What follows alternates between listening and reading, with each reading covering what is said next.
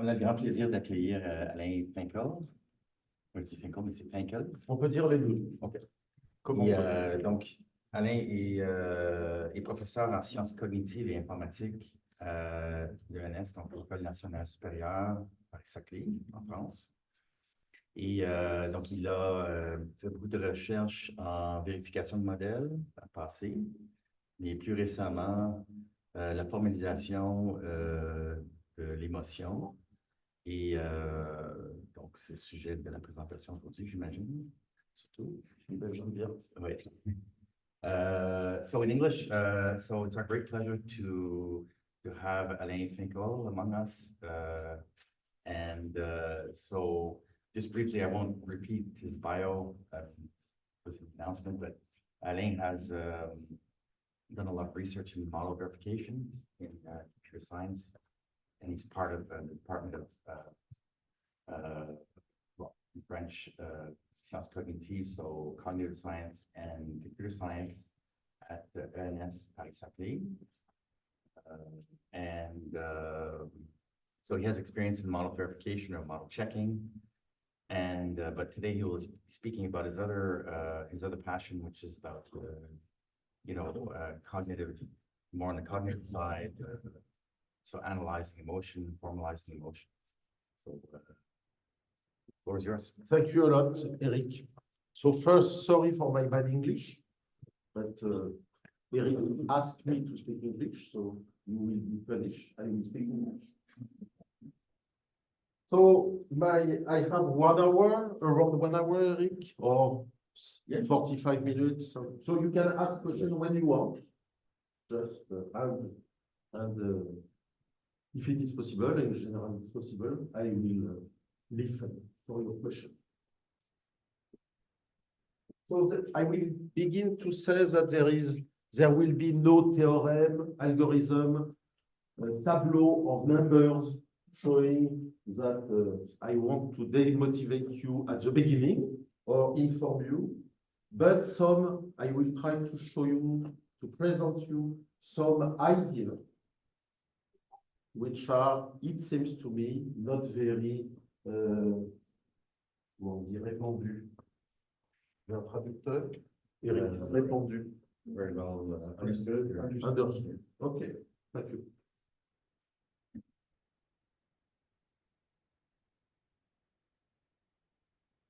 Okay. So, first problem.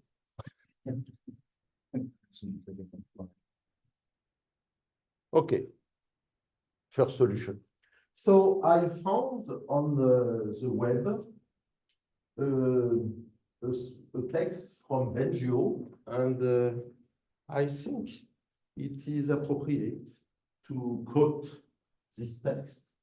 I put in blue the part which are especially interesting for me, and I will develop the interest, at least for me, from a symbolic approach after the 50 years where people were believing that with a symbolic approach they will solve problem, and then they believe that with a symbolic approach they will not solve problem.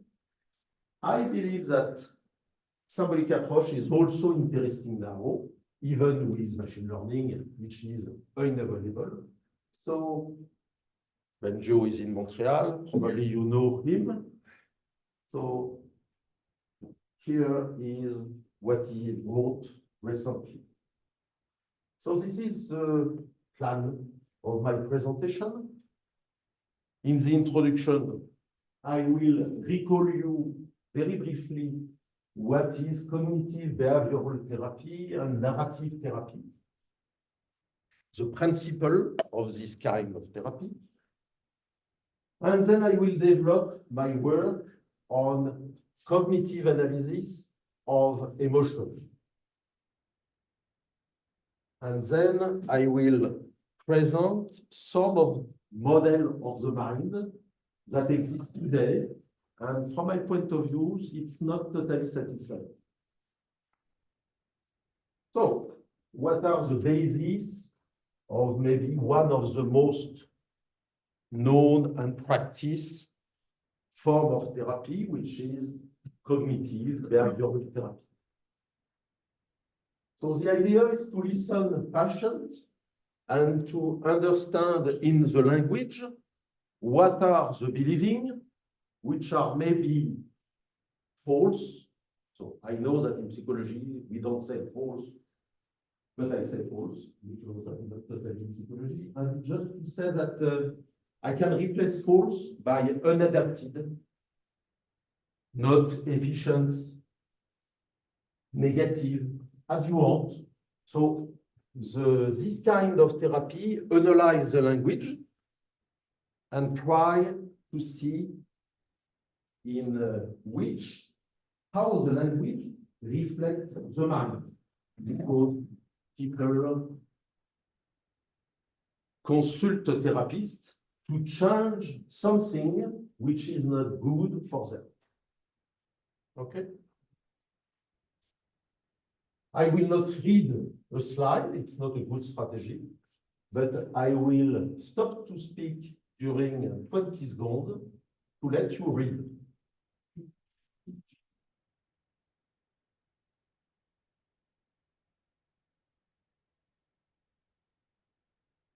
And if you have questions, because I will not develop everything, it's just a recalling, or recalling, if you don't know, it's not important to, okay, I speak, so.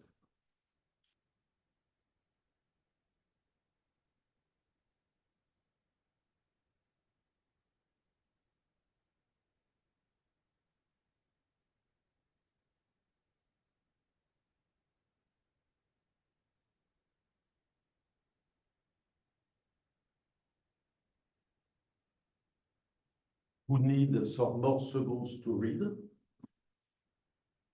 Okay. I can continue with the narrative therapy. It's another kind of therapy, not very far, which is based on the writing. You write your life as it is a problem for you now, and then you rewrite your life till it's less a problem for you. It's a very abstract presentation, but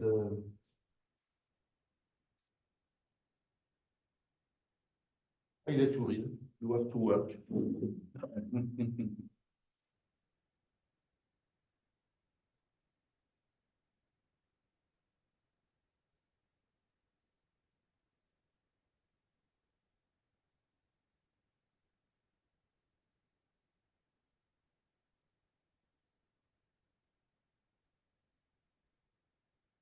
People at distance see the slide.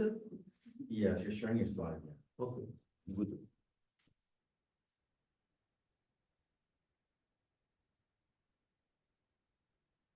Okay. So these two therapies and many others work on language. Even if they say that they work on the body, on the feeling, okay. We know this by language. So I proposed some years ago something similar, but not exactly the same, that I call cognitive analysis, which is a theory, a model of mind to understand the language. And I will show you how I propose to analyze the language.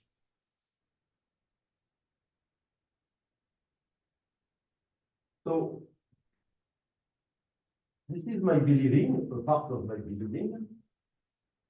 In general, people, we have a problem, a psychological problem, in general, because we have a vision of the world includes ourselves, which is incorrect.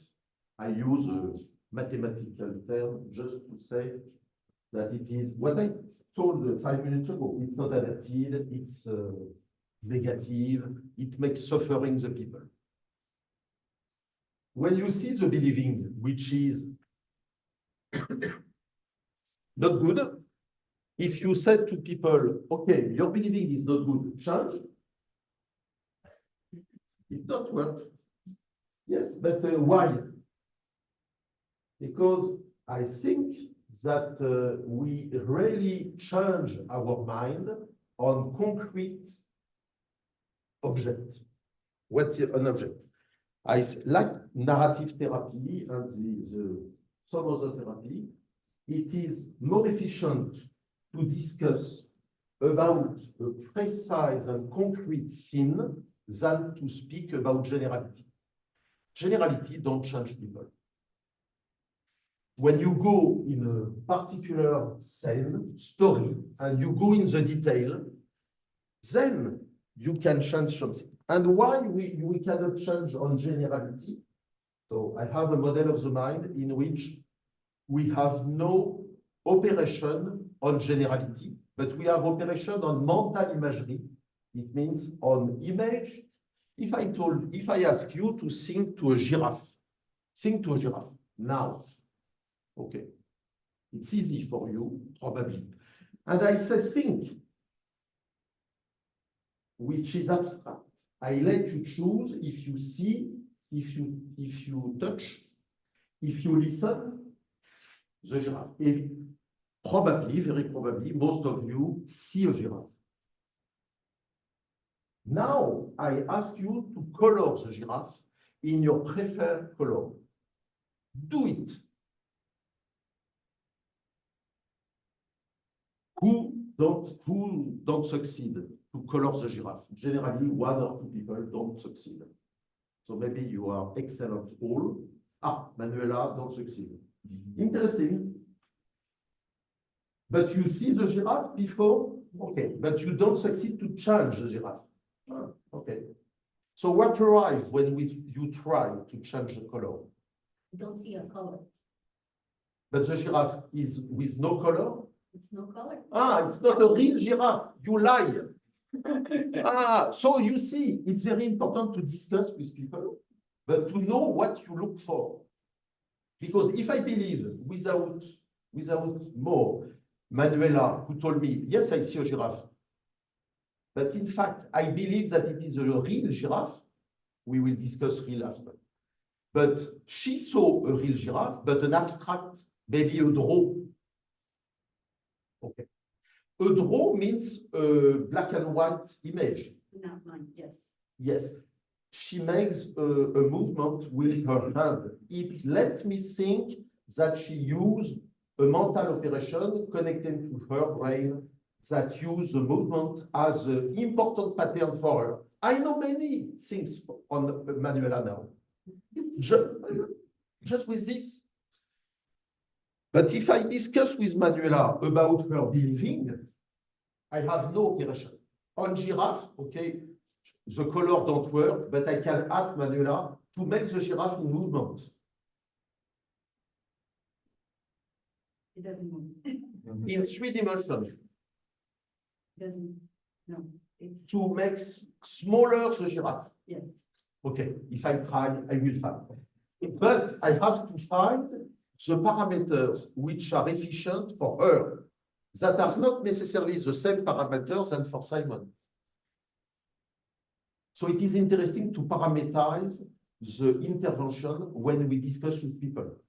Because if you decide that every time you will color the giraffe, you will never be efficient with Manuela.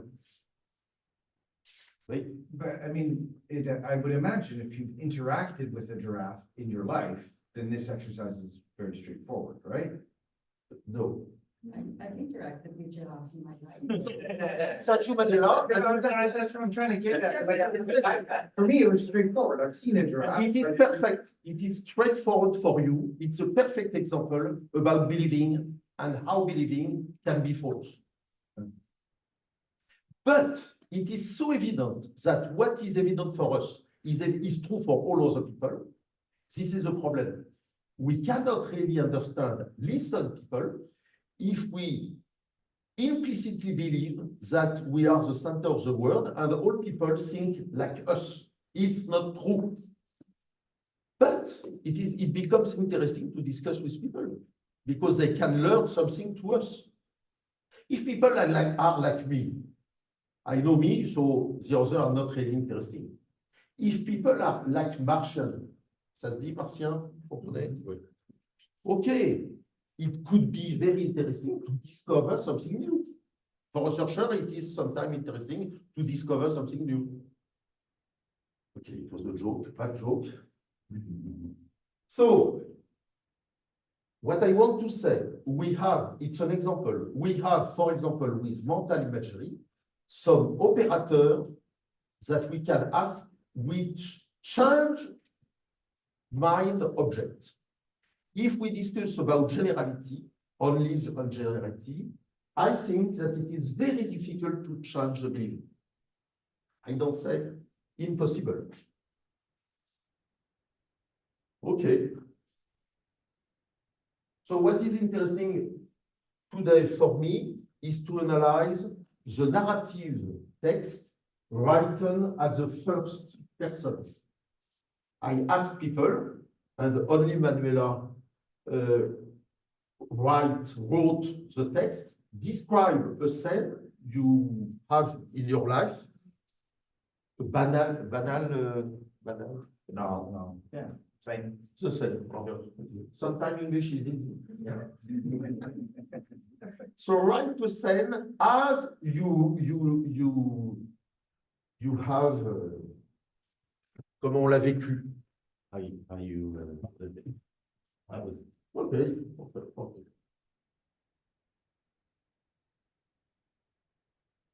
I think that what I say is shared by most of psychologists.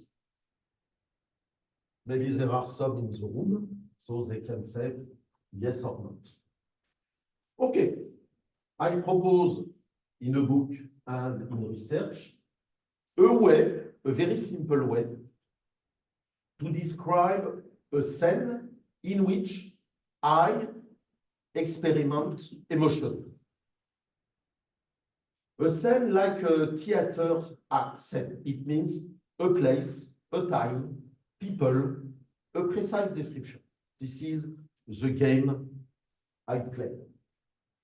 And I ask people, I ask you, and you don't do the job. sorry.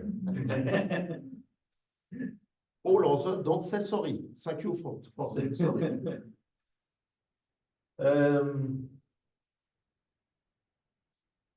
So I ask people to say how the scene was.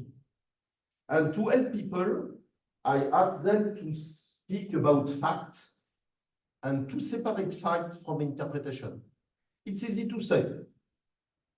Recall me your first name. John. You listen, John, you say, oh, I believe if I met a giraffe, I can see a giraffe and change the color. This is not true. So it's not easy to be conscious to a part of our believing, because believing are not easily visible. So I ask people to try to do the job to separate what they believe to be a fact and what they believe to be an interpretation. And then I can work to maybe change the limit between fact and interpretation. Then the second step is to identify emotion. It seems simple, but sometimes we miss. Generally, we miss one or two emotions. Because generally, when I am angry, with a high probability, I am also sad. Emotion, and I can try to explain why. Okay, this is also not so easy. It's written in English. There is no formula, but explain why you were sad, or explain why you are happy. Quite often, people don't identify the real reason of their emotion. So people can say, how I know that it is not the real? If people say something, I must respect. People say something, it's true. No. I like to say sometimes to people who told me something, you're false, because I'm a little provocative, but people sometimes are surprised and, comment on dit, indigné. Indigné, ça va pas marcher ça. Ça marche, ça marche. Voilà. Ouais. Because how you contest my subjective reality? In fact, I never contest the subjective reality. I contest sometimes the interpretation, the verbalization of the interpretation of people. But what people say is always true and sometimes false. Yes, I did some mathematics before, but I forgot everything. So I'm free now to say yes and no in the same time. I give you, I've got a very good example of that disconnect. Yes. So Kim will remember this one. So we do panic induction. One of the studies we did was panic induction. So you give people 35% bolus of carbon dioxide. They either react or they don't, right? So it's panic-inducing scenario. So we had a patient, gave them the bolus. They jumped out of the seat, they ripped all the stuff off, and they're like displayed all the symptoms, right? So we're doing this. And then we asked them, did you experience any of these symptoms? Like, did you go through? And they're like, no. Yes. No. So, but then they never had any panic response whatsoever. Yes. But they, Yes. you know, it's objectively, if you Yes. score it, they did. Yes. Subjectively, they didn't. Yes. And I think we have no choice to accept the subjective experience of people and to localize the errors of interpretation. Because the final step of my grid is to find how to act, because the aim of my grid is action, is not to know. No, it's knowing for acting. And acting can be done mentally or really. Mental is real, so it's the reason I put comma. Comma or... Okay. So thanks to Manuela, who is not able to color a giraffe, but who is able to feel the exercise, and I will show you on an example, a real example, how this grid that I call FERA for fact, emotion, reason, and action. So,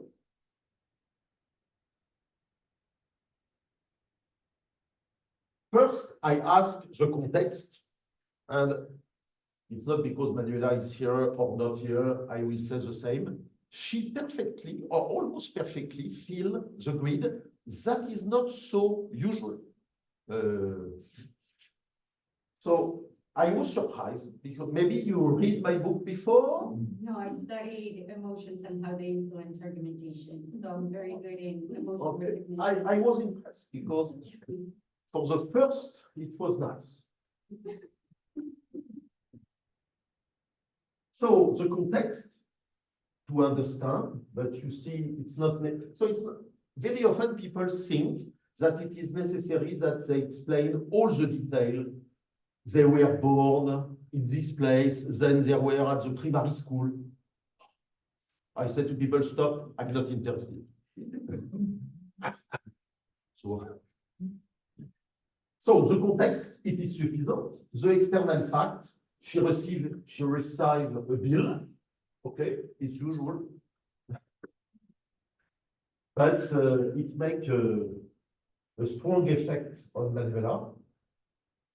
And in general, people are not good for feeling the physical feelings. So I write feelings at the beginning and people don't understand, because the language is very vague.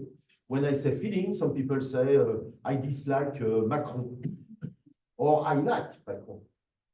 It's not a feeling that I want to have. So I precise physical feeling, which is a metaphor, because everything in the brain.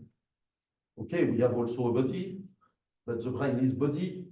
Anyway, Physical feeling, even when I wrote physical feeling, many people have difficulty to describe physical feeling. It's not the case of Manuel. I will give you many compliments. But it's because I believe. So she has a feeling of emptiness in her stomach, and you can read all of her feeling. After I ask people their thought, it means, in general, their interpretation of the reality.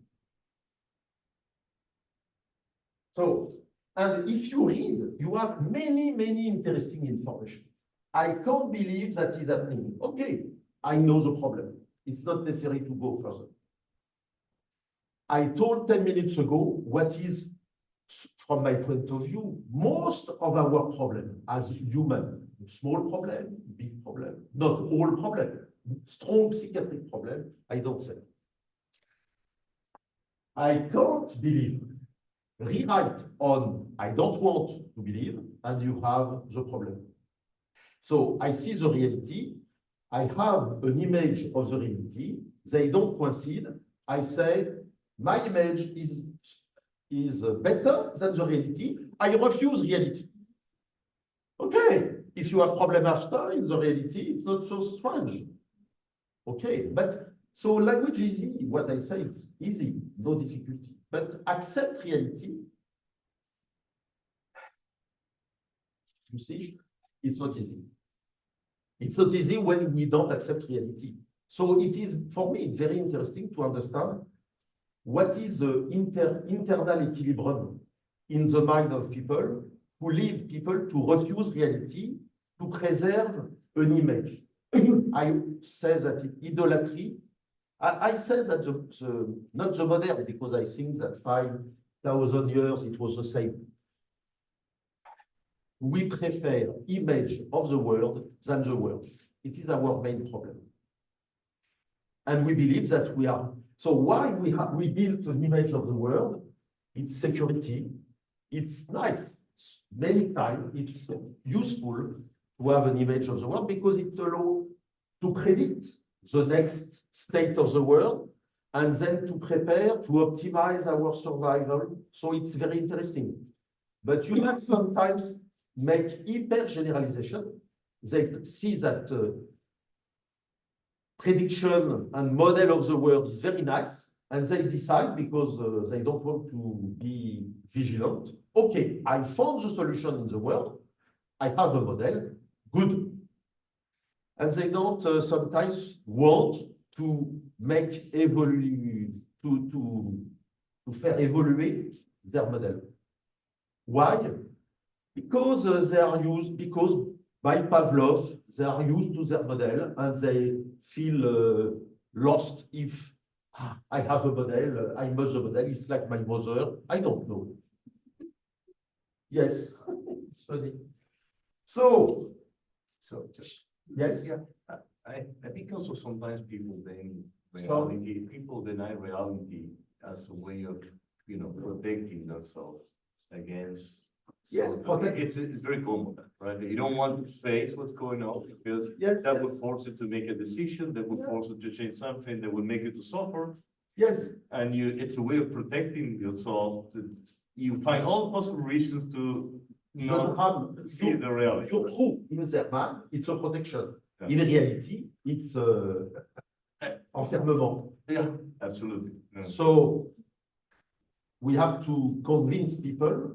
In fact, people need always security, and they will refuse to change their mind if they think that the change will be less secure than what they have now.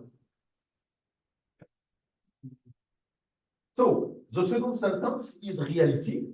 She has not sufficient model.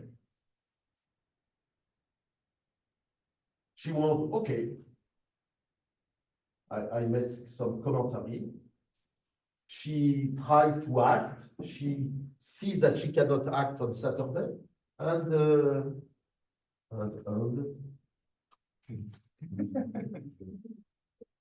okay.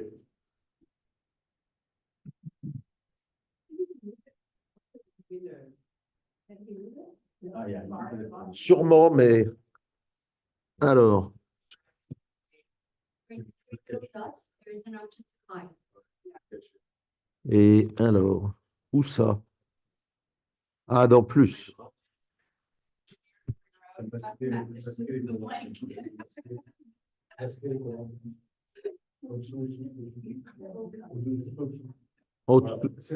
Ça? 5U.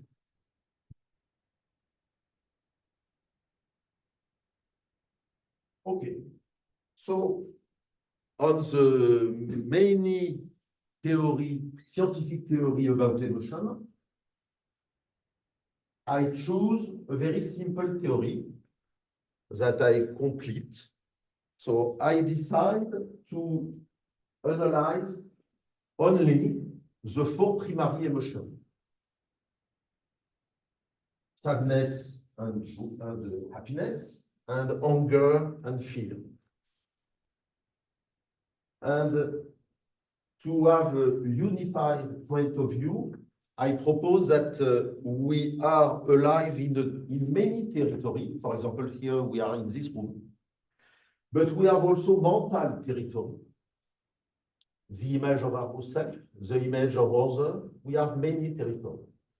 And we have on this territory important objects.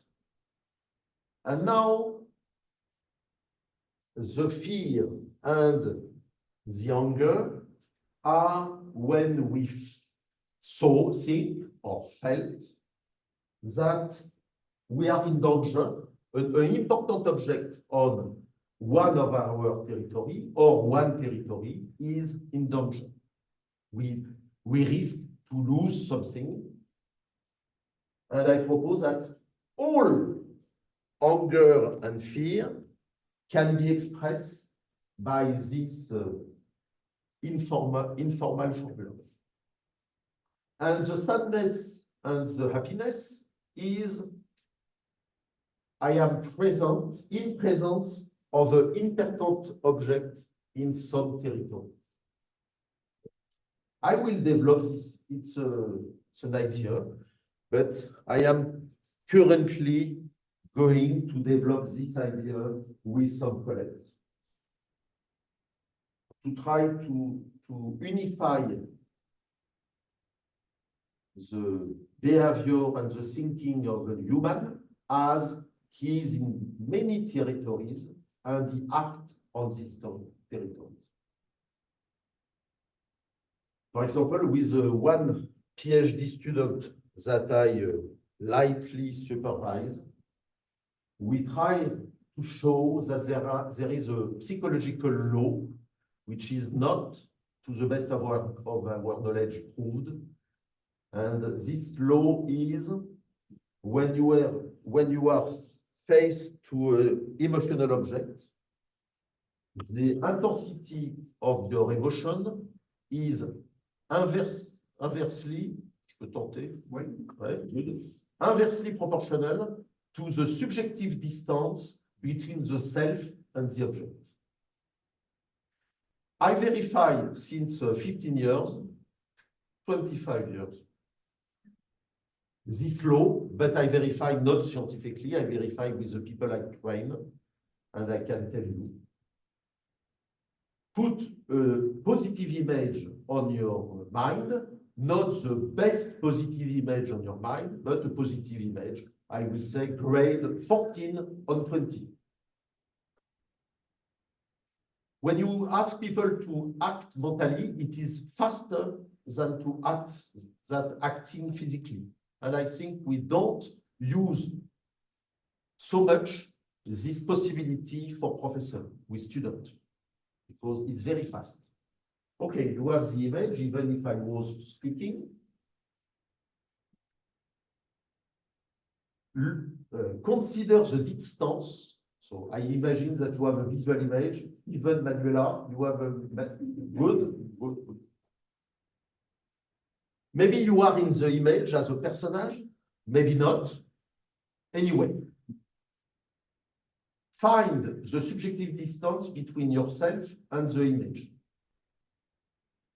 Say 3 meters, 2 meters, 2 centimeters, 1 kilometer. Who have not who have not the distance. I ask the question such that like people don't answer, so I have always positive answer to my question.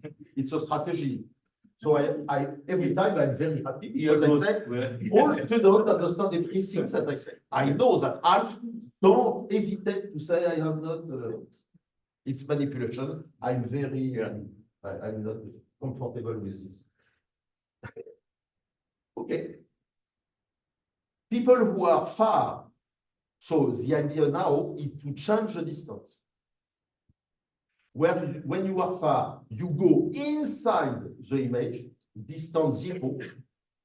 And when you are inside, you go outside, I will say, some meters in distance. Go.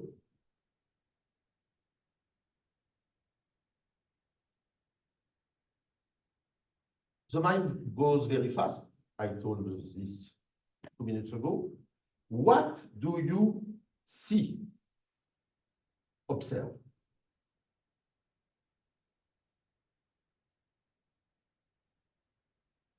I have to add components to the image in order to be able to step back.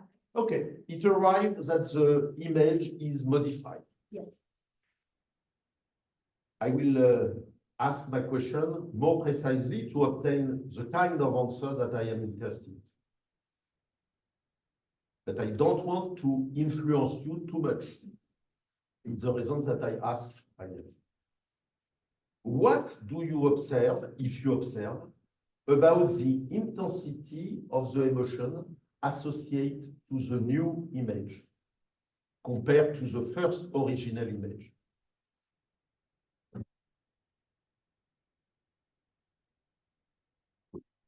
So, and moving away from it, Yes. it's getting the perspective of not being present, Yes. so emotionally connected, and then as moving away, becoming more of an observer and getting the distance, so emotionally disconnected from the image. So when you say emotion is disconnected, you want to say, if I translate in my word, the intensity of your emotion decrease. Yeah. Maybe equal 0. Yeah. Yeah. Okay. You are normal, Simon. You can go home.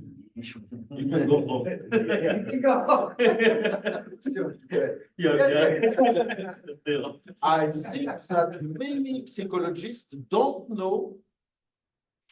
Wait a minute. I think that many psychologists don't know explicitly this law. Maybe they use without knowing that they use. Maybe the patient use him or herself without knowing what he do. I think it's a very interesting law because you can change the mind.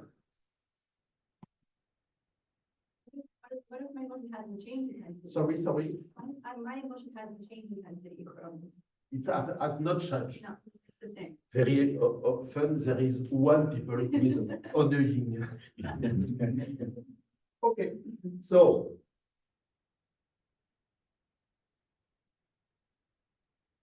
there is always an explanation. Sorry. I was waiting, Manuela. I was asking what type of emotion, if it was positive or negative. There is no negative emotion. Yeah. Yeah, but you just said the proverb before. It's easier to name it as negative when it's. Okay, you are clever, you understand. It's good. So, can you tell us what are the differences between the first and the second image? For me. No, for Eric. I think maybe I was doing it wrong because I was imagining actually an interaction I had with a patient yesterday. And then I was imagining leaving the room and I felt the same about my patient. I didn't feel differently. Yes, you leave the room, but the mind don't leave the room. Yeah. But I have to leave it behind, otherwise I wouldn't stop thinking about my patient. So it's a Sure. bit of a protection. Sure. If you want to decrease the intensity of your emotional implication with patient, there is some way. Maybe you use What do you do when you want to stop to think to a boring patient who suffers? In the moment or after? No, in your life. Um, You have strategy? Give me one. I dance. You, I dance. you dance. Do you know why dancing allow you to stop to sing to your patient? Yes, I think it's kind of a sublimation of the emotion, right? Sublimation is for me very abstract.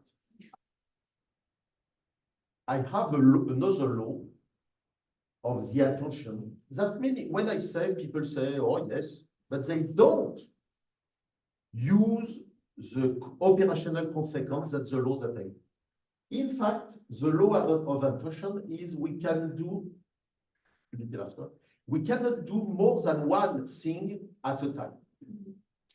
First. So when you sing to a patient, you have maybe an image in mind or a feeling. When you begin to dance, you make the body in action, in movement. You don't mobilize the same zone in the brain and not the same module in the mind.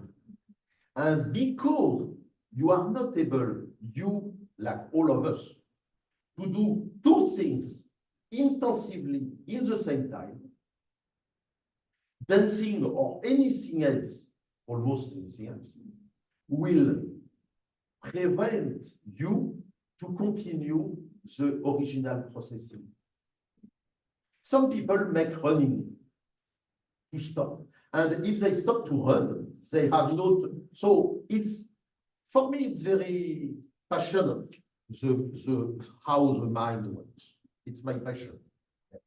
So you leave the room, but what I think is you take the client or the patient with you. So now, see the patient and take a distance from the patient. Stay in the room, but I tell you that the room is very large. It's 1 kilometer room. Yes, I dream also to have a very large office. Maybe 1 kilometer is a little bit, it's good for exercise. So you have your patient, you are at 2 meters, and you see that the patient is far. The image, the patient, you put the image become in black and white. It was maybe in color because you are not Manuel. The image becomes smaller in 2 dimensions if you want, and so on. What is, I don't say that every, absolutely, I don't say nothing. So what is your feeling? I mean, if I reduce the quality of the image, I maybe I decrease the. Every people have her own parameters, subjective internal parameter, and hypnosis, for example, is a very interesting way to ask people to find their parameter. What is poor is to say to people, color your giraffe every time. What is nice is to ask people, what do you want to do with the giraffe? To change the situation. And people give you their most efficient way to change their mind. You have nothing to do. In fact, the most difficult thing is to do almost nothing. But yes. Yes, Kim. Maybe pertinent, I don't know, but I believe that all negative affect is a reflection of what we resist, is a reflection of what we don't want. So as long as Anda is frustrated about being exposed to something she doesn't want and doesn't accept that it just is, then I would predict that her negative affect, whatever it might be, might persist. But if you imagine our reactions along a continuum of resistance to ultimate acceptance, I think that's where you can find the tension will come down, whether it's anger or anxiety or fear, whatever it is. I would always tell people, pay attention to what you resist. When you have a negative emotion, ask yourself, what don't I want in this situation? What am I trying to distract myself from, get away from, avoid, whether it's in reality, whether it's imagined. So I bring it back to resistance. What do you think? I don't resist to you. That's I the agree. only one. I agree. Sincerely, I agree. There are many possibilities to act. I just focus on mental imagery because I think that it is not so well known. But yes, sure. You say resistance, I say don't accept the reality. The same. But it's easy to say, but it's not easy to convince people to accept reality. But it's a way. For example, ACT proposed to many therapy. The Gestalt, when you were not born, proposed to be in the present. And in fact, 5,000 years, the sage, comment on dit les sages? Vous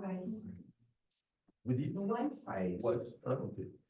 They propose just to accept, not make philosophy and mystic, but it is well known. Okay.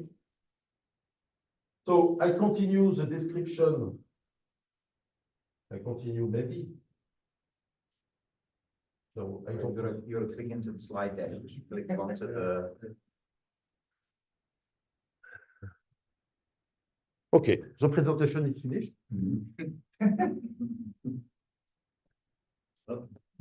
Sometimes. You just, there we go. Stay here, Simon. Thank you. You're fine. It should work now. Okay, so she identified her emotion. It seems correctly. And okay, she did exactly the good things. I add some blue commentary because territory, it was not in the, it was maybe, but it's the personal theory that I try to develop. Why I wrote why? To tell you that it is always the same law of attention. She wrote, I felt unable to focus on my day. Okay, we know, all of us, since 5,000 years, when I let a bottle, it will fall. But only from Newton, we know that it follows a law. It's the same for the law of attention. What I say is, you know, but in fact, you don't know. As like, I'm not Newton, maybe I'm Newton. It's a rhetoric. No, I'm not. But I want to show you that it's natural that she is unable. It's not natural. It's understandable. Because it's also possible that if she wants to stop to think, like Kim, she wants to stop to think to this problem. She can focus on another activity that she will succeed. It's also a possibility. And some people do that. They don't want to think to a problem. They do another thing. But here, it's more uncomfortable. And what we understood is that she is not able to do anything else. Okay, but she continued to think. So this is a grid of emotion. So for Manuela, she was, I think that, so it's a question. Do you know this before to write the grid, or the grid helps you to be conscious and? Yes, and it became, so I'm used to working with Ekman's emotions. So when I needed to choose one of the emotions, in my head, I was thinking, starting with surprise, moving to disgust, and then going to fear. And I found myself only having the option of fear, right? Because you can say surprise, but I think it's less important to analyze. You were surprised, okay, you were surprised. And it took me a lot of work to differentiate the internal actions with my thoughts. Because in my head and how I frame emotions, they're together. So I realized when I was doing it that I had mixed some parts and then I helped it organize in the grid. What? I reflected on my health. And I think separating emotion and thought is helping. Yeah. But internal actions on here look like thoughts to me. I kept telling myself is a thought, no? But it was more of the reaction. It was the reaction aspect of the thoughts were more related to what initiated my emotion, or that's how I organized it. And in the internal actions was the response, right? The internal response that continued, because we know that emotions work in a loop.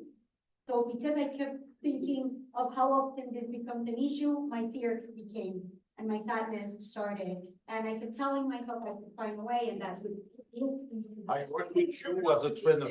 Internal action, this looks like a thought, and you're varying time. But it's all the same. Okay, I think, but- Because it's a computer science seminar. You got it? I remember now. Okay, I want a computer to do my job because I have no time to continue to be a therapist or a coach. I would like to let my phone make the job. So I have the grid on my phone, and the first is fact. I don't define facts. So I have a definition of facts. And I have a PhD student who put in the machine the way to distinguish facts from interpretation. An example of what is fact and is not. If I say, I see the earth flat, it's true, it's false. If I say, I see, what I see is what I see around my body. Around my body, it's quite flat. But with the word, if I say the earth, it's not true that I see the earth. Except if I am an astronaut and I turn around the earth, which was not really possible 1 century ago. But people were knowing that the earth was not flat. Be careful to the word. They were knowing. They were not seeing. Yes, but words are very important. So what people do, for example, when they say that the earth is flat, they use a generalization. I say hypergeneralization to say that it is a very strong generalization. And it is a word used by the cognitive behavioral model. So I distinguish the perception, I see, the knowledge, because we know, we don't believe that the earth is spherical, but it must be proved, except if I am an astronaut. And the proof is not so easy. If I ask you to prove that the earth is spherical, I'm not sure that all of us are able to give an answer, a scientific answer of this. You know, it means you repeat what you believe. Hopefully, you are right. But many things which are knowledge are presented as believing, because we have not the proof. And interpretation. So many theories in psychology speak about interpretation, cognitive, behavioral, communication non-violente, CNV. But I present something better, in toute modesty. So to be useful, to be used in the life, in the quotidian life, I believe to simple things. Quantic physical is very interesting. It's not simple, but when I use my phone, it's not necessary that I know quantum physical. But if I discuss with human, if in the same time I need some quantum physical theory to understand what the people say, I will understand maybe 1 day after the sentence. It's too long. So generalization, we always generalize. I just do it. Okay. It's not bad. In cognitive So nothing is bad. Generalization. And because we are maybe unsecure or we want more security, we take many time to decide that this is the cause of that. Oh, people have a lot of believing about this is the cause. And this is the signification. This means the meaning. Stop exercise for tomorrow. Stop to think with causality and meaning. So you will become more factual. Maybe less interesting, but it's an exercise. We use the modality verb, I can, I must, and it's a pleasure to say this is good and bad. When I train professor, I propose to stop everything, no interpretation. Oh, it's not possible because even the visual system make interpretation when you see a cat. I don't answer. You understand what I say, I decide. So facts are don't coincide with truth. Because I can see something. If I take too much beer, I will see something which is maybe not real. If I have some problem with the view, I will see, if I am Daltonian, Colorblind. thank you, I will not see the reality, but it is a subjective reality, but I cannot say there is no color, Manuel, there is no color in the reality. So what I did, I precise what is a fact, and then I will program a machine learning and a model of mind to understand on text, on my phone, what is a fact and what is an interpretation. So this is just fact. So fact, I put things in category. The same categories that philosophers used thousands of years before. It's an abstraction, it's not real, but it's common. In my grid, I use a category of internal and external. If I am a mathematician, I know that there are some objects which have no interior, neither exterior, but this is subtlety, not for now. And I analyze the sentence, I look for the subject, the verb. I have no fact in the past, in the future, or in the conditional. So when you have a patient, if you are a psychologist, you listen the sentence, abstract, conditional, and you propose reformulation in concrete sentence. Why concrete? Because you can act, and it's more true than abstract, because abstract leads to interpretation. Okay, so this is implemented, or it is going to be implemented. I propose a theory of simple theory of territories. What I told you before, okay? This I told you before, so I will not repeat. You have not to read. You cannot read it. And for example, I recruit last year engineer student for an internship of 3 months for classifying automatically with some tools what is a concrete or an abstract word. Okay, and for fact, some things are easy. It's quite easy to automatize. I speak here to automatize. Interpretation becomes more difficult when I speak, because you cannot speak to your colleague and listen me, because you cannot do only one answer. It's a pity, but like that. This is not too difficult. Causality, this causality and meaning are more difficult for linguistic approach, but it's possible. We are doing that, and this is my program. I think I will, because respecting time is important, yes.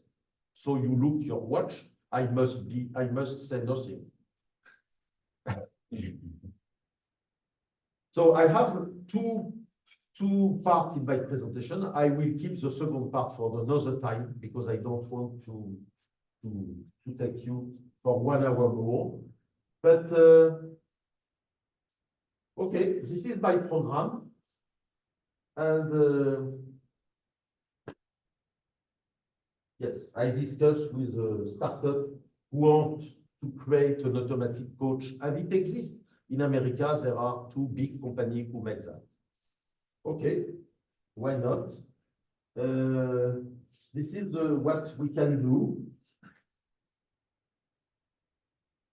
This, I focus a little on this. Okay, there are many things to do. Don't read.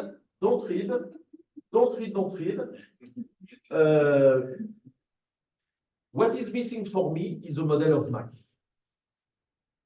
And what is missing in many psychological theory, and even in machine learning community. So maybe people think that our symbolic model not interesting. I don't agree. I don't say symbolic models are sufficient. It's a cognitive bias to the binary reasoning. It's black or white. No, it could be yellow, except for Manuela. Thank you, Manuela, for allowing me to make joke. So,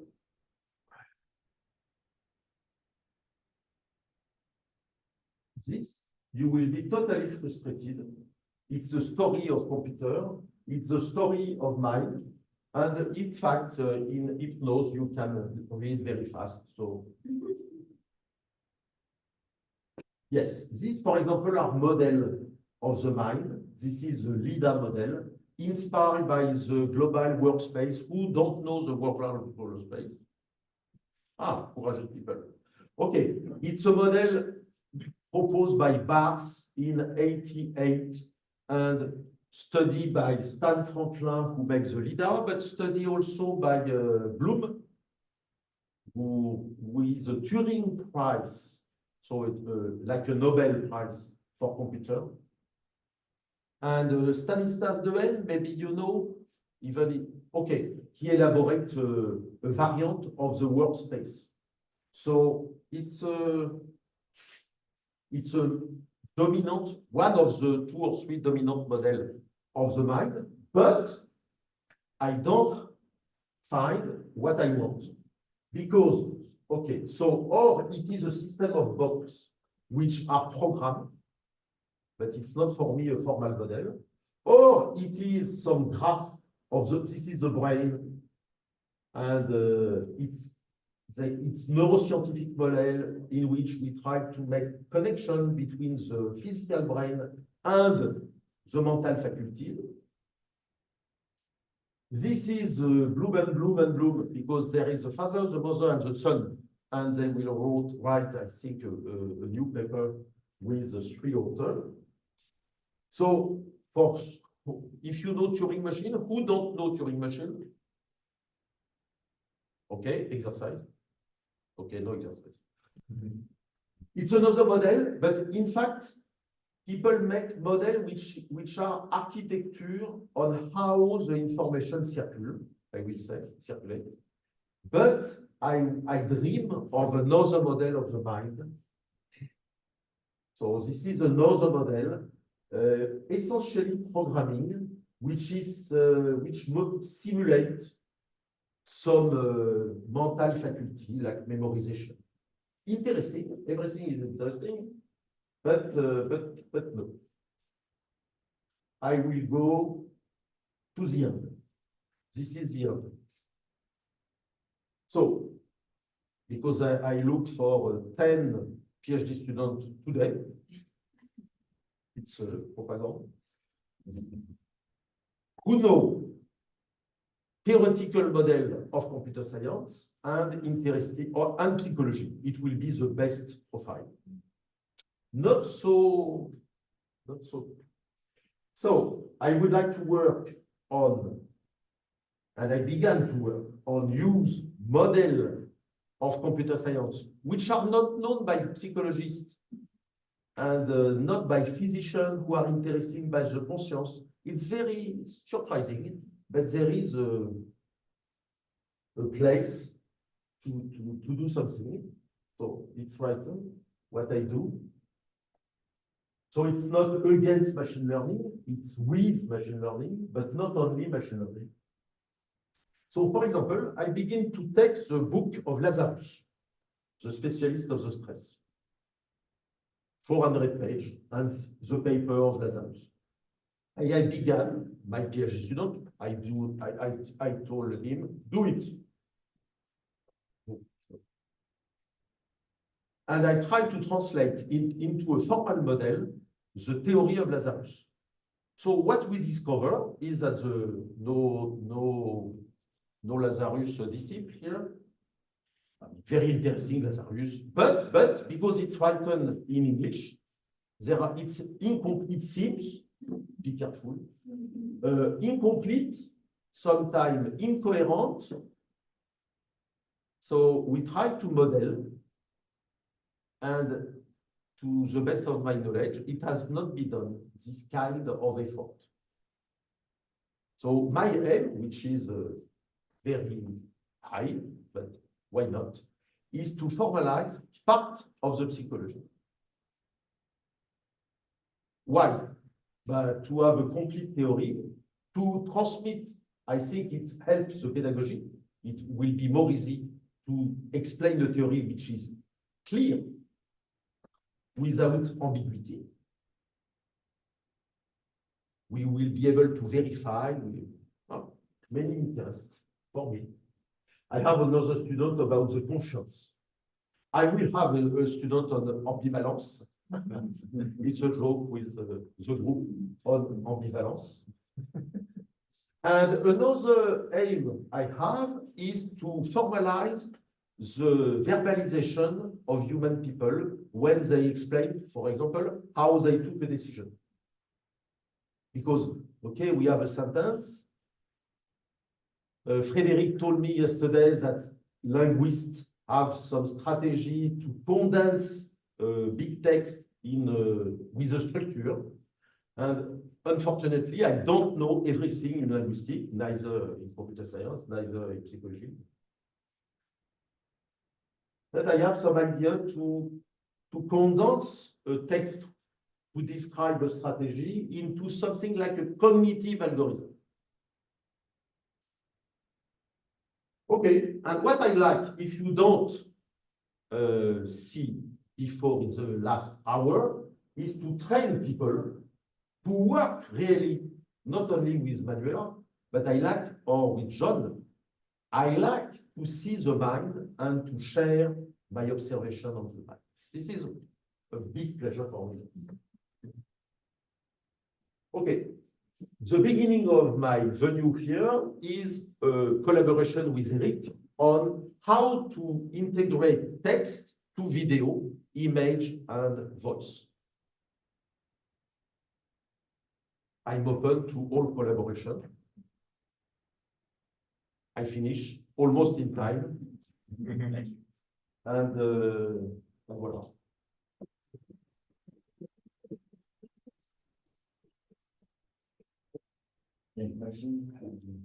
So you see no algorithm, no theorem, no machine learning table. Concept.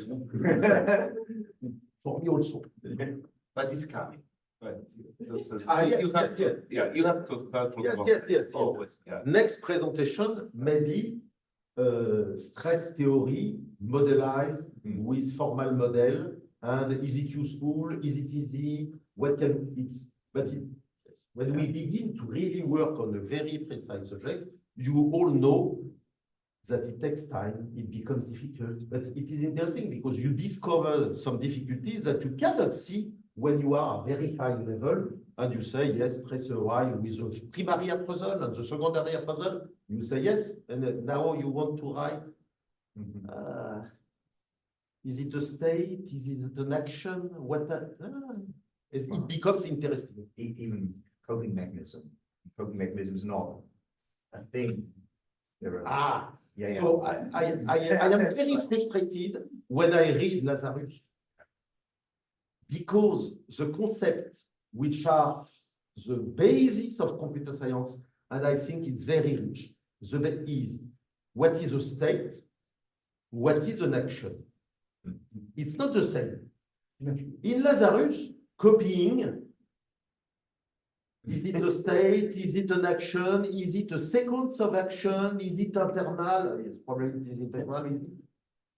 It's not clear. So we spend many months with, I co-supervise this a PhD student, many times to understand, to try to understand Lazarus.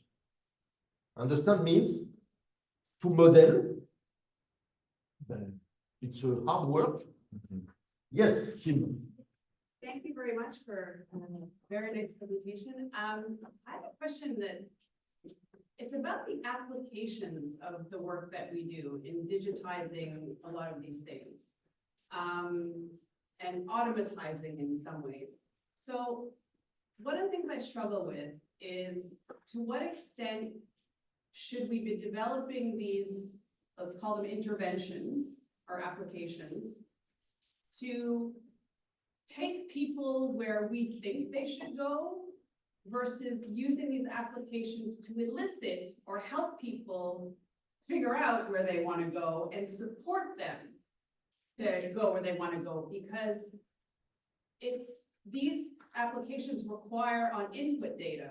And you mentioned at the beginning, which I agree, people are really bad at telling you what's there. And so that piece of eliciting, and I kind of worry from, I don't know if it's an ethical perspective or other things, how AI can pervert, I think, good intentions for many of these applications. But, you know, in psychology, we try to say, we want to not tell you where to go. We want to identify where you want to go and support you in getting there. So I'm wondering what your thoughts are about the application side of this. And okay. So when I act as a therapist, my first question, and I repeat sometimes 10 times, is what do you want? But because the patient pay me. So now to answer your question is who pay? If it is the enterprise, if it is the people who have in face, it changes. But it shouldn't change, by the way, just to sidebar. So my first question is, what do you want? And in general, it's not so. In fact, in people ask help, psychological help, it is mainly because they don't know really what they want, or they know and they have an internal conflict which prevent them to find the solution. So I repeat, what do you want? What do you want? And the answer change. So this is my way to proceed. And okay, if the people say, I want to kill my mother, it arrived once that a client phoned me and tell me that I will kill these people. I was being my market. It was a Saturday morning. Oh, people are on. That's out of scope of my practice. Yes. What do you say? I said, it's out of scope of my practice. To you? Yes. Not any. Nothing is out of the scope of my practice. When I must. So okay, I answer to the phone and I convince the client to not kill. It's not a good idea. So I ask people what they want, and I decide if I agree with the objective of the client. It's an example. If the client wants to kill, or if he want to continue to suffer, I can say, I'm not interested to help you to suffer more. Because your suffering make me suffering, though I don't want, so no. I simplify a little bit. Have I answered to your question, Kim? Yeah, but I think you Yeah, raised but more no. questions than Yeah. I've been listening to your Stop, Kim. I would like that the other people who are more timid, c'est la taille. Shy? Shy. Je savais qu'il y avait un A, mais who are more shy than you have a chance to ask a question, but I will answer all your questions between now. There was one at the front there. John? So Your thought gave me another, like, I've conceived of, because I'm thinking about in the digital context, but I've only ever conceived of it as an outcome, right, from the beginning. So I knew, like, it's physical activity, right? Like, so in my mind, the only people who are going to veer towards an application that I've involved myself in are people who want to become more physically active. So my line of thinking is always address that. Like, the only people who are going to gravitate towards are people that want that. But artificial intelligence with its capabilities, to your point, right? If it's not done explicitly and with responsibility, it could drive any kind of behavior, right? There's no need to train it around that. But I see where you're coming from. Like, I've never conceived of it that way, but if you have more malicious In intent, fact, I stopped Kim to let the other people asking me questions, and it transformed in a discussion between Kim and John.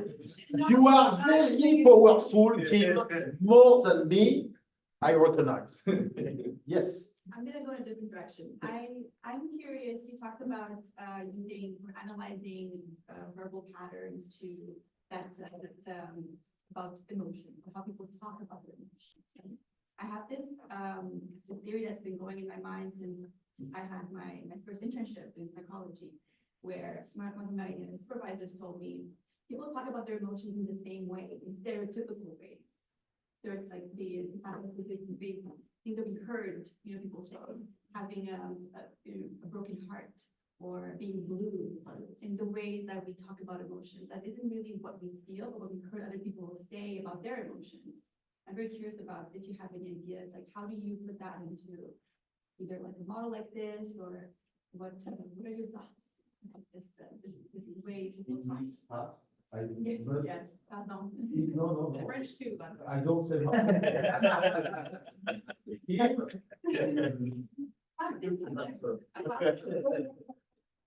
Can you make a short question, please?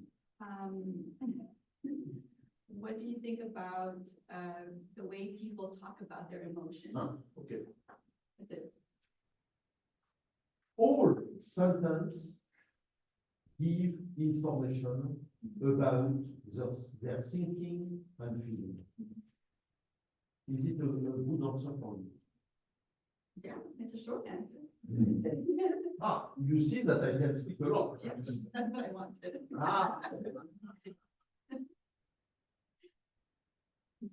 In general, the thought and the emotion are mixed. And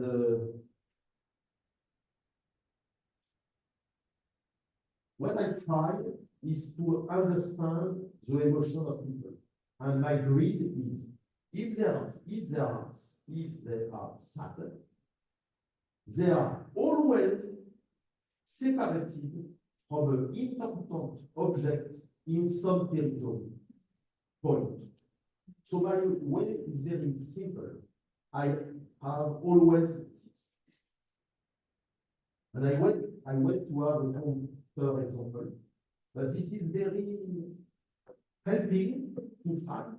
I think. So what I try is to separate the abstract world. I try to do what I present. It means I help people to reformulate in more concrete world.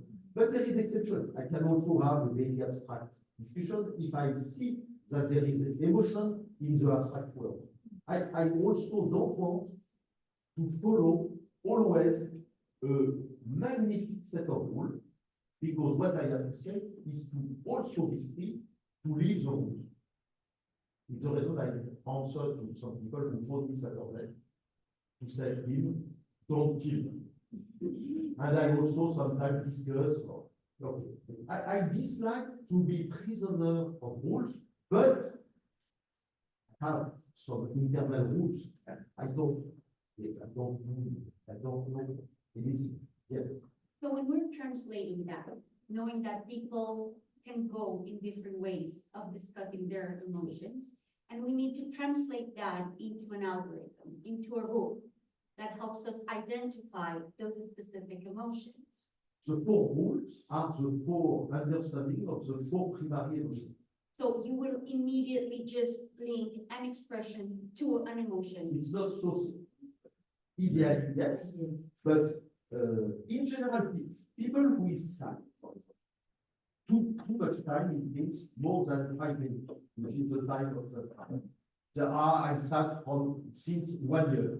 First, I say, I don't believe you, because I prefer the anger than the sadness. So people will be not happy when I say, you're false. I go to a psychologist, and he told me that I'm false. What is the matter? So, when people say I'm sad, I look for what is the object from which the people is separate, so feel separate. So the four rules are here. The same for anger, for happiness. In general, it's not a problem, happiness. But it's good to know how to increase the happiness. Yes. And so anger, fear, and You are a perfect machine. When you're sitting in front of your patient, you are able to see the blurriness yes, of you've been angry, you've been sad for a year, then it's not sadness. yes. How do you automatically create an algorithm or a system that will take that long sadness that you disagree with, that you as a perfect machine are able to classify differently, and teach a system to classify it properly without taking the power away from the text, the story. So how I design the machine Yes, to make my job. yes, to make it the perfect machine your brain is. I am very touched by your confiance. But I'm a little bit reasonable. So I don't know. I have not the immediate answer to produce now the machine who is able to do that. Yes. Yes. Yeah. Well, please go ahead. So I was thinking about how you were using text. Well, it makes sense because you said how much language is important in the work of psychologists are doing. But I was also thinking about how I resonate with my emotions, and it doesn't go at the beginning with text. When I communicate it, it goes with the language. But before, in my body, in my mind, it's more with visions. So I was thinking, is it like, I understand that the data is more easy to get with text, but maybe the source is more with vision or even. So can you explain us Yeah. how the emotion come first in your mind under the vision modality? You see red? That's a hard question, but for example, when you try the example of an object you imagine and you go closer or you go Yes. like some distance from it, definitely I feel a difference of emotions when I'm closer or further away. So the vision of it is really linked to the emotion. So vision is very important. It's very linked to emotion. The image we create in our mind seems to be like this. Like our life, our physical life. We are in a metric space in which the distance is important. And our mind metaphorizes the external world into internal representation in which the distance is a metaphor of our. If I am at 1 kilometer from a tiger, I'm not so fear that if it is here. No, not a tiger. Tiger. So I don't understand your question, in fact. So my question is, Ah. why focus more on text Ah. than other modalities? I'm with you. 100% know where you're getting. I came to work with Eric because he worked on, yes, yes.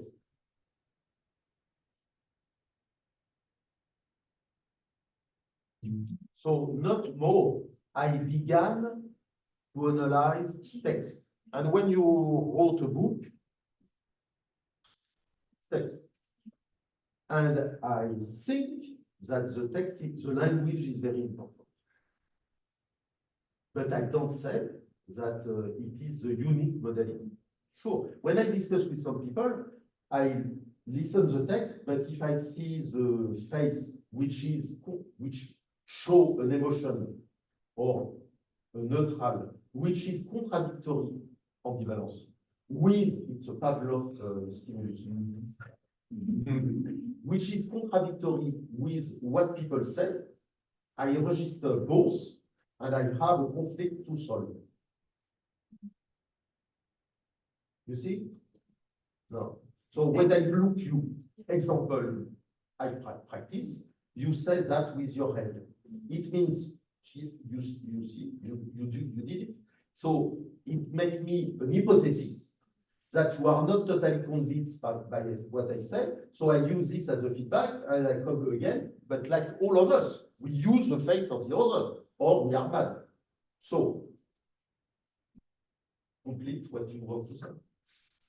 Well, I get the idea, but it's not fully clear in my mind. Okay. It's research again. So. Before to give you the, so first you said that the emotion come with a vision. It's possible to train schizophrenic people to help them to distinguish an hallucination from the image of reality. There are some films about Nash, a mathematician who were a little mad, and how by himself he trained to label image who come in his mind, real image, perception, or hallucination. And it's not the same treatment for this guy. So maybe the conscience of an emotion comes to your mind by a modification of your vision. It would be very interesting to know, because you will have some second in advance to react. All of us have internal signal. The solar plexus is very shared as an emotional place. You have this, you have this, you have some place in the body who inform you about the stress or about the emotion you are living. And if you are in contact with others, you can feel the emotion of others through your receptor. If you are not preoccupied by your mind, and if you are disponible, you can feel in your body, it means in your brain, to show you in your body the information that are sent by the client. So maybe you have your first information about your anger by a modification of your vision. This is what I wanted to say. Before you, I have a list of waiting people. Which is good. It's good. That makes exactly. What we can expect that of that. Yeah. So I'm gonna have a question that is a bit more computer science. Sure, to mix sure. the I'm not surprised. Eric is happy. So it's well, of course, there is always sort of bias depending on the background that each of us has. That's just something that's very difficult to remove from all of us. Don't remove. No remove. That's part of what we are. Yes. So as a probabilistic person and somebody that works a lot with information concepts and in many different fields, what does make you to think that you can model such a complex process in a logical way? Because I understand that you want to remove ambiguity, and and to me, for example, what cannot have two facts that are simultaneously true with some, Two certain facts. uncertainty in each of Okay. them, right? Or maybe misunderstanding something there. Yes, I'm not totally binary. Exactly, that's my point. I mean, try, but it's difficult. it's difficult, we know. When you say two simultaneous facts, I don't understand what you mean. No, the facts, true, the facts are what they are. You have your Yes. definition of the word, but we suppose, I think you implicitly assume that there's a finite number of statements, Yes. which, yeah, that's also could be debatable because there are so many combinations maybe, but if you fix up maybe a framework or that's suitable, but then after you check, we should go back to the algorithm, the slide that you have, Yes. but after you check, at some point, you want to have a conclusion that whether you validate or not that particular fact, even though it's a thought or it's Facts something, are validated because they are facts. yeah, I validate, I have not to validate. Facts are facts. I never discuss facts. If Frédéric say, I see a giraffe in this place of the room, I say yes. I try to never discuss the subjectivity. okay, so we accept all the subjective things accept that all. okay. Yes. Okay, so what is the No fact. conclusion of the model checking then? What you want to check then after? It's not a conclusion. People, so for example, the grid I present is a way to be more clever about the action which is sent by the emotion. My idea is emotion transport a message to act. That When makes we, sense, yeah. when we have a problem, when we have an emotional problem, in general, we have a problem of thought, Yeah. and in general, we have a problem of acting. Mhm. So my aim is to act, or to say, it's impossible to act, I don't act. Oh, I'm very sad. Okay, 5 minutes. Okay, now I'm neutral. I simplify. I hope you understand Mhm. that sometimes I'm a little bit more subtle. Sometimes. Is it okay for you? Yeah, but Ambivalence. Mm. Because is it binary? So ambivalence for me is the an internal conflict in which people want X and want no X. And it means that there is two parts in the personality. It's a functional view. Mm. I don't say that people are schizophrenic, but I say that Yeah. all people sometimes want this and want another thing which is contradictory. So ambivalence is, for me, the trace of an internal conflict between two parts of the personality. So what I do with clients is I become the part A who wants this and this and this. Okay, become the part B. It's a Gestalt procedure. It's a dream. It has been done by psychologists 1 century ago. Become the part B. Okay, now we have the situation. We want two things contradictory, and I open the discussion. Become A and speak to B. Become B, speak to A, and try to find a compromise. yeah, A comfortable compromise, not a bad compromise. But people sometimes, when we are stressed, we become stupid because we are blocked because we think that there is no compromise, it's impossible, and we are blocked. True. So sometimes it doesn't mean many things to relance. Thank you. To restart the process, and automatically the human will find hopefully a solution. I'm very optimistic. And a bunch of things now that I'm thinking about, but just a very, very brief comment about the, the complexity is critical. So the multimodal piece, I think, is ultimately where sweet spot is. I think the issue around the text part has been simplified too much. So I really appreciate the you know, the elements that you're bringing to the table in terms of creating the complexity of actually what language is. So the linguistics aspects of it are actually quite important. And simple and subtle, but it is very simple. Yeah. You have to observe a few number of categories. yeah, I mean, and the connectivity within that, with anything that someone Sure. says, right? So we tend to oversimplify and just sort of those categories. That was my comment. My question, so come back to the models, because I'm kind of like really curious about the models of the mind, because to me, it always feels like such an impossible task to take something that is so nebulous in many, many ways, and then trying to sort of model that out. And it's hilarious. I love when people start to put it on paper, because you look at it and you're like, yeah, that doesn't make any sense. That doesn't make any sense. I mean, it's just constantly every model doesn't seem like you think of 1,000 reasons why it shouldn't be that way.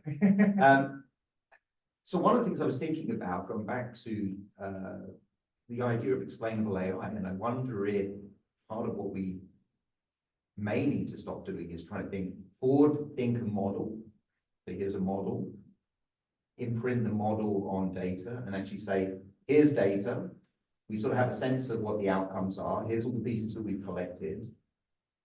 Create a horrifically large, complicated, deep learning sort of structure, and then use explainable AI to start sort of disentangling that, to sort of get more of a sense of what is the actual pathways, what is actually the model, what is actually really happening, because It's a black box. yeah, right. So disentangle the black box from a data-driven perspective, which is not that straightforward, and what your thoughts are around that.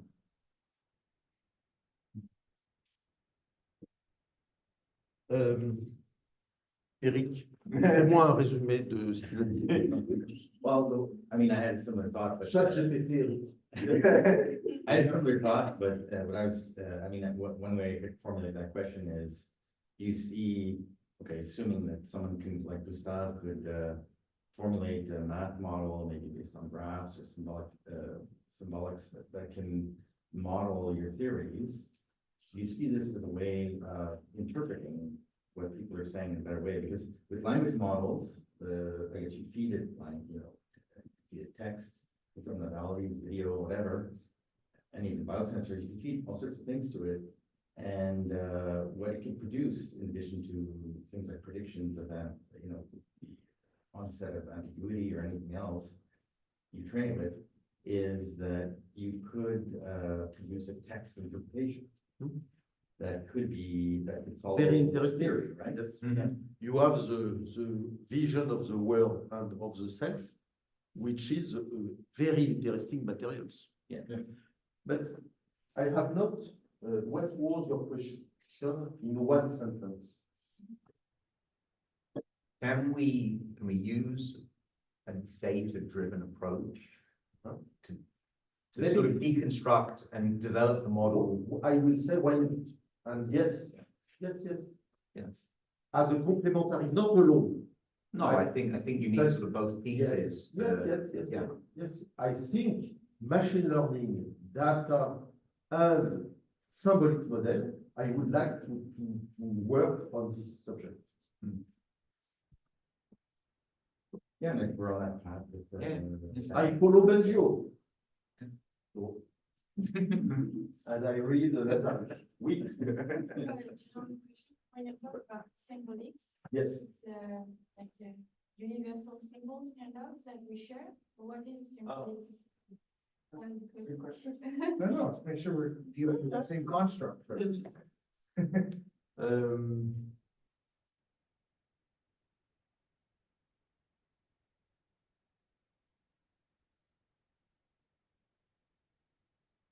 For example, if I develop the theory of a human embedded, situated, and I don't know all the words from Varela, and maybe or okay. A symbolic theory is a human is on many territories, it has some important object. I will say this level is symbolic, is not a connectionist machine learning program. So it's more mentally when you talk about these territories, are they in the mind? No, here I speak about the theory, which will be at the symbolic level. If I have a machine learning program, in fact, I don't really understand what arrived. ChatGPT answer me, but I don't understand really what he did. I know that. Even OpenAI, you know. Yes. So I use all of that. I use ChatGPT. I am exciting and surprised and interested by this. But I am frustrated as a theoretician since some years to have no symbolic model who explain me, who give me a meaning, who is that I am able to complete, to modify, on which I have tools. So another model is finite automata, but probably you are computer science or psychologist or both student or not student. Science and biologist. Computer science, biologist. Okay. So maybe you learn later finite automata. No. Graphs? Yeah. Okay. Yeah, Okay. yeah. Thank you, Eric. So a symbolic model could be a graph with a particular rule. So you have a human in a territory, but it will be symbolically represented with some rule. For example, here, one rule who applied to me is the gravity. This makes sense. Yeah. Thank you. Thank you very much. Kim, I don't want that you stay frustrated. I'm not frustrated. Have you a question? Yes, so, I mean, it's more was a follow-up from our earlier discussion, but I mean, I don't know if we've moved too far away from it. I mean, it's really about a struggle I have as a researcher, you know, trying to imagine healthy or constructive applications of AI in healthcare, where the potential for it to be corrupted is so high. So I often ask myself, well, maybe we can do it, but should we do it? And so, you know, and I guess from the perspective of with clients, patients, one of the things that I try to do is, like you said, what do you want to achieve? And I guess I try not, maybe one thing I try not to do is I try not to judge what they want to achieve. Obviously, if they want to kill somebody, we might have a chat, but I try to pitch my role as helping them achieve. They're frustrated because they can't achieve what they want to achieve. It's to feel different, find a boyfriend, you know, stand up to their parents, whatever it is. So I try to pitch myself as a support structure or somebody with tools that helps them achieve those things. So I think it's exactly my position. So that's what I think what we're developing, but then it's always the quality or the appropriateness of the interventions in AI depends on the inputs. And if we rely on patients to provide the inputs, and even with the training, you know, models and things, people are so bad at telling us what's going on. They're so bad at labeling it. They're so bad. I mean, they're labeling it like Anne just said, oh, I'm feeling blue. But maybe they're talking about I'm actually wearing blue, and the computer's going to pick it up as I'm feeling blue and take them in a really wonky direction. So I guess, you know, there's some philosophical, moral questions I have that are not specific, I suppose. But suppose you have an AI connected with a camera and a voice and a text analysis. I don't dream to a complete automatic machine who makes psychology. But suppose that you have an automatic assistant. And sometimes you have a resistant client. You don't know what to do, you try many things. And your automatic assistant show you that there is a pattern, but a very fast pattern with the eyes, maybe makes the hypothesis that unconsciously, very often, the client comes in the past access to a traumatic sequence and feel bad, but it is so fast that you miss it. Suppose the assistant tell you, look, it maybe could help, and the client will win 5 years, the times that I see this. I think I agree, and we're working on the exact same thing, right? Let's say that's what we're sort of trying to do is not replace, but assist Yes. in that interaction. So I'm gonna ask everyone the question. Are we gonna, and we work with physicians too. All right, are we gonna train physicians to outsource their empathy skills to a computer? No, Rather than, I'm just, again, it's just sort of like, you know, Right. and I don't know, like, is that, I'm trying to imagine how this application will be used. And between you and me, doctors like to outsource the things that they don't value or the things that they don't think are important. And I'm worrying, maybe this is gonna be one of those things. I don't know. Because we cannot make approach to everything. If I have an assistant who gives me information in the same time that I am with the patient, it's bad. For my friend, it's bad. It's done. What I can imagine is the assistant, when the client is going out, he gives you a feedback about what you did and what the patient did, and show on some possible hypotheses. But when I have the patient in front of me, I want to use all my empathy with the client and not with the automatic assistant. Maybe we can use it to help reflect back to the physicians. Yes. This is what you look like right now. And this is what your patients react to. I don't know if you have courses to develop empathy for doctors and psychologists. I would also like to train, because I think that we can partially develop the empathy, but it depends people. I think, you see, empathy, it's, you see, I don't know. This is quite an open-ended. We got a lot. Yes, yes. Everyone, thanks for coming, and thanks again.